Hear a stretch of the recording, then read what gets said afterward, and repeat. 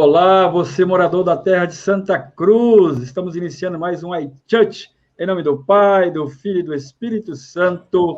Amém. E hoje o tema é Creio em Jesus Cristo, seu único Filho, nosso Senhor. E nós vamos falar através do Catecismo Maior de São Pio X. É sobre ele que nós vamos falar hoje, dando continuidade ao nosso estudo da doutrina católica. E no segundo artigo do Credo, ensina-nos que o Filho de Deus é a segunda pessoa da Santíssima Trindade, que ele é Deus eterno, todo-poderoso, Criador e Senhor, como Pai, que se fez homem para nos salvar, e que o Filho de Deus, feito homem, se chama Jesus Cristo. Este é o Filho de Deus, feito homem, nosso Senhor Jesus Cristo. A segunda pessoa chama-se Filho, porque é gerado pelo Pai, por via de inteligência, desde toda a eternidade, e por esse motivo se chama também Verbo eterno do Pai. Jesus Cristo chama-se Filho único de Deus Pai, porque ele é, por natureza, seu filho, e nós, seus filhos, por criação e por adoção. Então, chama-se Filho único de Deus Pai, porque ele, por natureza, é filho de Deus. E nós somos filhos de Deus também, mas por criação e por adoção. Chama-se Jesus Cristo, nosso Senhor, não só porque, enquanto Deus, justamente como o Pai e o Espírito Santo, nos criou, mas também, enquanto Deus e homem, nos remiu com o seu sangue. Então, Jesus Cristo também é nosso Senhor, porque nos criou, mas, sobretudo, ele é Senhor, porque remiu a mim e você com o seu próprio sangue, o próprio sangue do Deus homem e o Deus verdadeiramente divino. O Filho de Deus feito homem chama-se Jesus, que quer dizer Salvador, porque nos salvou da morte eterna que merecíamos por o pecado mortal. Todos nós já estamos condenados. Somos salvos porque Jesus Cristo derramou seu próprio sangue para salvar a mim e você. E assim, sem merecimento, nós, sem merecimento, somos salvos pela morte e ressurreição de nosso Senhor Jesus Cristo. Foi o mesmo Pai eterno que deu o nome de Jesus ao Filho de Deus. Quer dizer, o próprio Deus é que deu o nome ao seu Filho, chamado Jesus, por meio do arcanjo São Gabriel, enquanto este anunciou à Virgem Maria o mistério da encarnação. O Filho de Deus, feito homem, chama-se também Cristo, que quer dizer ungido e consagrado. Cristo, o ungido, Cristo, o consagrado. Porque antigamente se ungia os reis, se ungia os sacerdotes, os profetas. E Jesus é rei dos reis, sumo sacerdote e sumo profeta. Então, o Jesus é Cristo, porque ele é ungido, o consagrado. A unção de Jesus Cristo não foi corporal, como os dos antigos reis, sacerdotes e profetas, mas toda espiritual e divina. Porque a plenitude da divindade habita nele substancialmente. Porque a plenitude da divindade habita nele substancialmente. Portanto, a unção de Cristo, ela é toda espiritual e divina. Sim, os homens tiveram conhecimento de Jesus Cristo antes da sua vinda. Como, Francis, antes da sua vinda? Ele veio pela promessa do Messias que Deus fez aos nossos primeiros pais, Adão e Eva. Então, Adão e Eva, Deus já havia falado, mandarei o meu filho para remir o mundo. Então, já para Adão e Eva já sabia que Jesus viria para remir o mundo. O qual renovou aos santos patriarcas e também pelas profecias e muitas figuras que o designava. o Messias, o Cristo, o nosso Salvador, o ungido. Sabendo que Jesus Cristo é verdadeiramente o Messias e o Redentor prometido, porque nele se cumpriu tudo o que anunciavam os profetas. Tudo que foi anunciado pelos profetas no Velho Testamento se cumpriu verdadeiramente em Jesus Cristo. Tudo que representava as figuras do Antigo Testamento. Tudo aquilo que se mostrava e apresentava como Salvador, o Messias, se cumpriu em Jesus Cristo. As profecias prediziam acerca do Redentor. A tribo e a família de que devia sair, o lugar, o tempo do nascimento, os seus lugares e, mais minuciosamente, circunstâncias da sua paixão e morte. A sua ressurreição, a ascensão ao céu, o seu reino espiritual, universal e perpétuo, que é a Santa Igreja Católica. Então, tudo que estava prescrito no Velho Testamento, seja dito pelos profetas ou os patriarcas, se cumpre verdadeiramente em Jesus Cristo. As principais leituras do Redentor no Antigo Testamento são as principais figuras que representaram verdadeiramente no Velho Testamento. São o inocente Abel, o sumo sacerdote Melquisedeque, o sacrifício de Isaac, vendido de Isaac, José, vendido pelos irmãos, seus irmãos que o venderam, o profeta Jonas, o cordeiro pascal e a serpente de bronze levantada por Moisés no deserto, quando Deus pediu para que Moisés fizesse uma serpente, forjasse uma serpente de bronze, colocasse na ponta do madeiro, e todo aquele que tivesse sido picado pela cobra, olhasse para aquela serpente, seria curado imediatamente. E todo aquele que morreria pelo pecado original, que estaria condenado pelo pecado original, crendo que Jesus Cristo, aquele que foi pendurado no madeiro, é verdadeiramente Senhor e Salvador, esse também reviverá para a eternidade. Sabemos que Jesus Cristo é verdadeiro Deus. Primeiro, pelo testemunho do Pai eterno, quando disse: "Este é o meu Filho muito amado, no qual pus toda a minha complacência." Ouvi-o. Segundo, pela afirmação do próprio Jesus, confirmada com os mais estupendos milagres. Terceiro, pela doutrina dos apóstolos. Pela doutrina dos apóstolos. Quarto, pela tradição constante da Igreja Católica. Fantástico isso, né, queridos? Não tem como duvidar que Jesus é Senhor e Salvador. Não tem como duvidar que Jesus Cristo, o Salvador ungido, é verdadeiramente Filho de Deus. Os principais milagres operados por Jesus Cristo foram, além da sua ressurreição, a saúde restituída aos enfermos, a vista aos cegos, o ouvido aos surdos e a vida aos mortos. O terceiro artigo do Credo ensina-nos que o Filho de Deus tomou um corpo e uma alma. O Filho de Deus também, assim como nós, teve um corpo e teve uma alma. No seio puríssimo de Maria Santíssima, pelo poder do Espírito Santo, que nasceu desta Virgem. Sim, para formar o corpo e para criar a alma de Jesus Cristo, concorreram todas as três pessoas divinas, o Pai, o Filho e o Espírito Santo. Para formar tudo isso, este corpo concorreu à comunhão da Santíssima Trindade.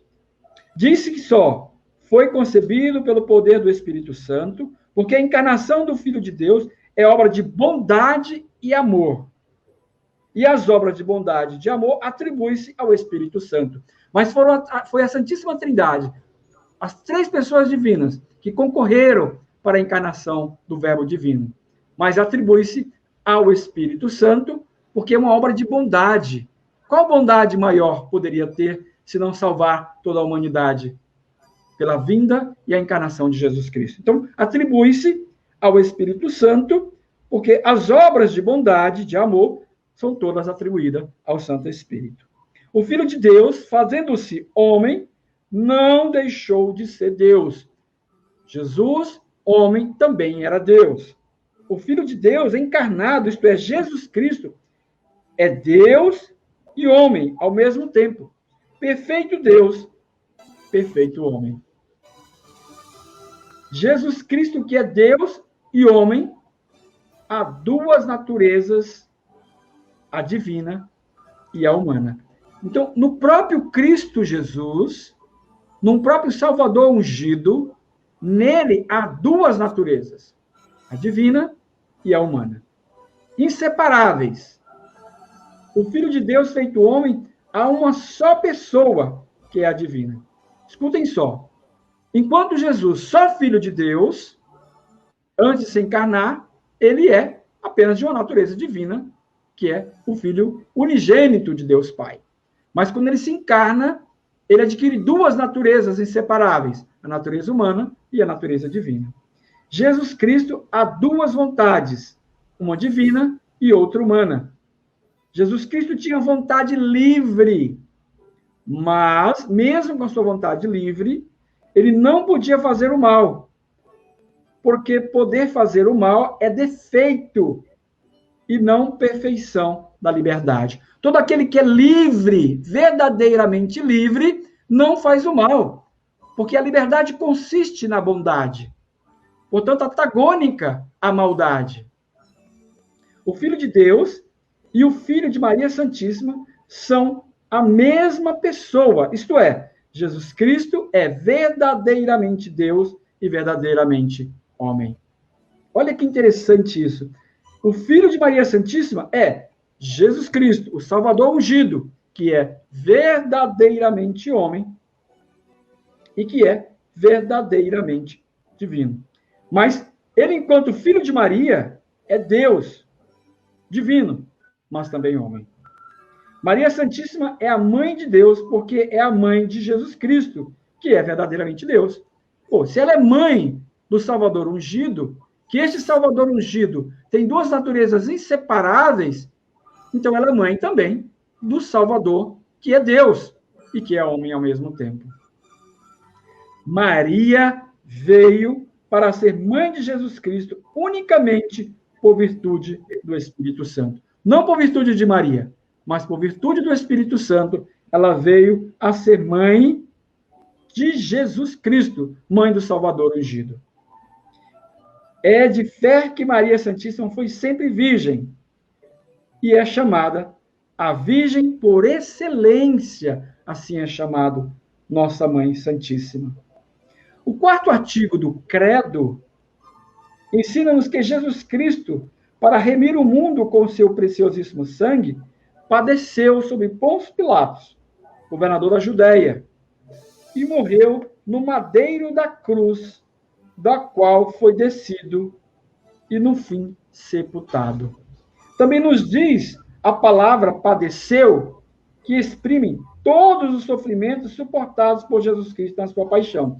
A palavra padeceu resume ou consiste todo o sofrimento, toda a paixão de Jesus Cristo, desde o momento do seu sofrimento no Horto das Oliveiras, do seu sofrimento quando ele foi cravado em sua terra, quando ele foi flagelado, depois de todo o sofrimento, quando cravaram em sua cabeça a coroa de espinhos, a sua subida no Monte Calvário, a sua crucificação, morte, tudo consiste verdadeiramente no padeceu. Jesus Cristo padeceu enquanto homem somente, porque enquanto Deus não podia padecer nem morrer. Então, o padecer de Jesus é apenas natureza humana. A natureza divina, ele não padece, porque ele não pode morrer. O suplício da cruz era, naquele tempo, o mais cruel de todos os suplícios. A pena mais pesada que o ser humano poderia ter, de maior sofrimento, era a morte de cruz. E Jesus, além da morte de cruz, ele também foi flagelado, ele foi açoitado, foi colocado nele uma coroa de espinhos, que os outros que também sofriam a morte de cruz não receberam esta pena. Jesus recebeu duas penas a mais. Uma, a flagelação, antes de ser condenado à morte de cruz, e logo na sequência ele foi condenado, e também a coroa de espinhos, que enfiaram em sua cabeça, que aqueles espinhos penetraram na sua cabeça, no seu crânio. Então, era a morte mais cruel que se poderia ter naquela época. Quem condenou Jesus Cristo a ser crucificado foi Pôncio Pilatos, governador da Judéia, como eu já havia falado, o qual, no entanto, reconhecera a sua inocência, mas desceu covardemente, ou melhor, mas cedeu covardemente às ameaças dos judeus e condenou Jesus à morte mais cruel, a morte cruenta, a mais cruenta, que é a morte de cruz. Jesus Cristo poderia livrar-se das mãos dos judeus ou de Pilatos, claro que poderia, mas, conhecendo que a vontade de seu eterno Pai era que ele padecesse e morresse pela salvação, submeteu-se voluntariamente e até saiu ao encontro de seus inimigos e deixou-se espontaneamente prender e conduzir à morte por livre vontade para fazer a vontade do Pai, porque o Pai bem sabia que para suprir ou apagar o pecado original que foi feito contra Deus, portanto, contra aquele que tem méritos infinitos, só alguém que tivesse méritos infinitos poderia apagar todo o pecado original. Portanto, o próprio Jesus Cristo, que se deu livremente à cruz, à morte e, consequentemente, à sua ressurreição. Jesus Cristo foi crucificado sobre o Monte Calvário. Jesus Cristo, na cruz, orou pelos seus inimigos. Deu por mãe os discípulos ao João. Jesus deu por mãe ao seu discípulo São João Evangelista. E na pessoa dele, a nós todos. Portanto, mãe, Maria Santíssima, mãe de Jesus, é nossa mãe, porque o próprio Jesus assim nos deu como mãe. A sua mesma mãe, Maria Santíssima, ofereceu a sua morte em sacrifício e santidade.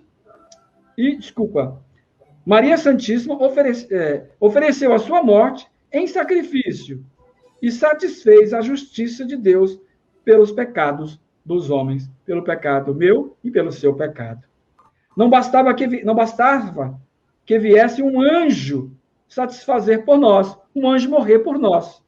Isso não era suficiente, porque a ofensa feita a Deus pelo pecado era, sob certo aspecto, infinita. E para satisfazê-la, requeria-se uma pessoa que tivesse merecimentos infinitos, portanto, o próprio Deus, na pessoa do Filho do nosso Salvador ungido. Sim, era necessário que Jesus Cristo fosse homem para poder padecer e morrer.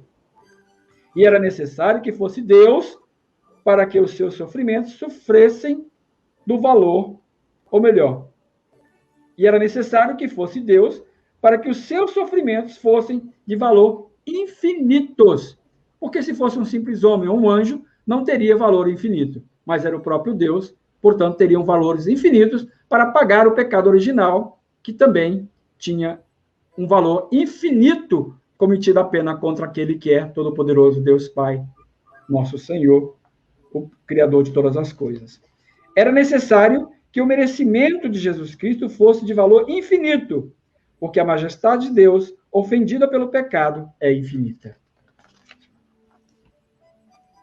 Queridos, não era absolutamente necessário que Jesus Cristo padecesse tanto, porque o menor dos seus sofrimentos bastaria para a nossa redenção. Pois cada um dos seus atos era de valor infinito. Cada um do seu sofrimento. O sofrimento no Horto das Oliveiras era infinito. O sofrimento quando ele foi açoitado, flagelado, era infinito. O sofrimento quando coroado de espinhos era infinito. O seu sofrimento subindo o Monte Calvário era infinito. A sua agonia na cruz do Calvário era infinito. Jesus Cristo sofreu tanto para satisfazer, mas abundantemente a justiça divina, para nos mostrar mais claramente o seu amor e para nos inspirar maior horror ao pecado. Por amor e para nos demonstrar o horror ao pecado, o quanto ele detestava o pecado. Então ele sofreu o máximo para nos mostrar tudo isso. Quanto da morte de Jesus, obscureceu-se, o sol, tremeu a terra, abriram-se algumas sepulturas, e muitos mortos ressuscitaram em virtude da morte de Jesus. O corpo de Jesus Cristo foi sepultado num túmulo novo, escavado na rocha do monte, pouco distante do lugar onde ele fora crucificado. Na morte de Jesus Cristo, a divindade não se separou nem do corpo, nem da alma. Jesus Cristo morreu, a divindade de Jesus Cristo continuou no corpo e continuou na alma de Jesus Cristo. Mas a alma se separou do corpo. Mesmo a alma se separando do corpo, a divindade continuava no corpo e a divindade continuava na alma. Jesus Cristo morreu pela salvação de todos os homens e satisfez por todos. Jesus Cristo morreu por todos, mas nem todos se salvam, porque nem todos o reconhecem. Olha que interessante este ponto, importante esse ponto. Nem todos seguem a sua lei, nem todos se servem dos meios de santificação que nos deixou. Então, se nem todos se servem dos meios de santificação que ele nos deixou, muitos não se salvam, mesmo Jesus ter morrido para a nossa salvação, porque eles não acreditaram e não se serviram dos meios para isso. Olha este ponto que é importante. Para nos salvarmos, não basta que Jesus Cristo tenha morrido por nós, mas é necessário que sejam aplicados a cada um de nós o fruto e os merecimentos da sua paixão e morte. Aplicação que se fez, sobretudo, por meio dos sacramentos, instituídos para este fim pelo mesmo Jesus Cristo. E com muitos, ou não recebem os sacramentos, ou não os recebem com as condições devidas. Eles tornam inútil para si próprio a morte de nosso Senhor Jesus Cristo. Então, como muitos não recebem, ou recebem indevidamente os sacramentos, a morte de Jesus Cristo para muitos é inútil. Então, para que ela seja eficaz para nós, é necessário, sim, recebermos os sacramentos deixados pelo nosso Senhor Jesus Cristo da forma devida, para assim fazer valermos em nós a morte do nosso Senhor Jesus Cristo para a nossa salvação. O 5º artigo do Credo ensina-nos que a alma de Jesus Cristo, assim que se separou do corpo, foi ao limbo, e que, ao 3º dia, se uniu de novo ao corpo. Mas mesmo ela ter ido ao limbo e o corpo ter ficado sepultado, a divindade de Jesus continuava no corpo e continuava na alma, para nunca mais dele se separar. Então, ao 3º dia, se uniu de novo ao corpo para nunca mais se separar. Portanto, no céu está o corpo, a alma e a divindade de nosso Senhor Jesus Cristo. Por inferno, entende-se aqui o limbo. A palavra lá, inferno, entende-se aqui por limbo. Isto é, aquele lugar onde estavam as almas dos justos, esperando a redenção de Jesus Cristo. As almas dos justos não foram introduzidos no paraíso antes da morte de Jesus Cristo, porque pelo pecado de Adão, o paraíso estava fechado. E convinha que Jesus Cristo, cuja morte o reabriu, fosse o primeiro a entrar nele. Olha que interessante. Então, o paraíso foi fechado pelo pecado de Adão e Eva. E só quem podia abrir o paraíso era Jesus Cristo. Então, aqueles que estavam lá esperando no limbo, os justos esperando no limbo, estavam esperando que Jesus Cristo viesse, nascesse, padecesse, a sua alma fosse ao limbo, depois ele fosse ao céu, abrisse o paraíso, para que esses que estavam, os justos que estavam no limbo, pudessem ter acesso ao paraíso novamente, que foi fechado pelo pecado de Adão e Eva. Pelo pecado de Adão.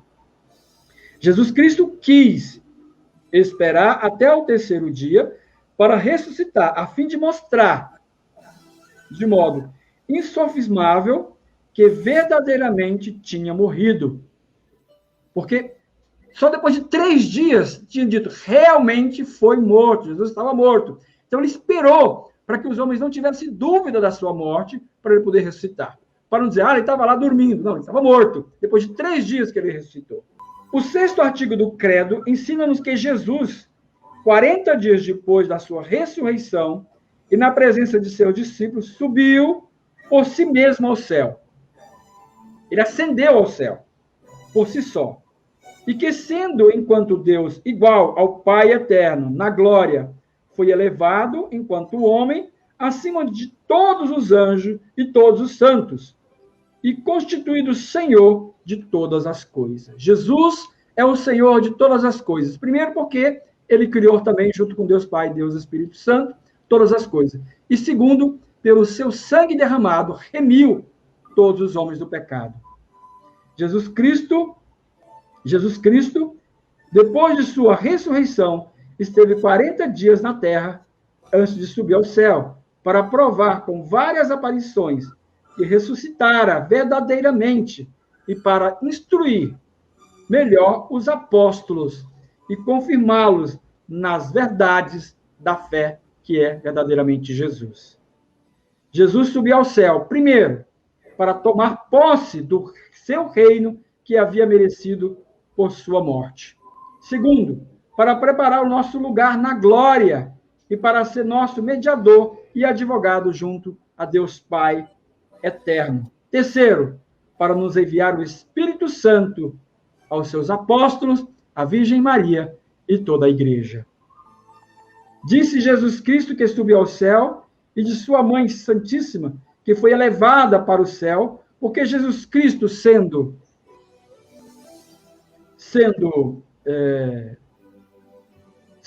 homem Deus, subiu ao céu por virtude própria, mas sua mãe, que era criatura, embora a mais digna de todas, foi elevada para o céu por virtude de Deus. Então, Jesus subiu ao céu pela virtude própria que ele é Deus. Maria, com todas as virtudes que ela tinha, mas ela era uma criatura, ela subiu ao céu por virtude de Deus em corpo e alma. As palavras estar sentada significam a posse pacífica de Jesus Cristo tem da sua glória, e as palavras à direita de Deus Pai Todo-Poderoso exprimem que ele tem o lugar de honra sobre todas as criaturas.